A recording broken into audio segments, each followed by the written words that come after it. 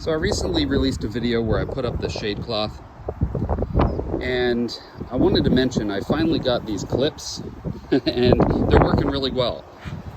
It is a super windy day today, probably 20 plus mile an hour winds, and there is no issue at all.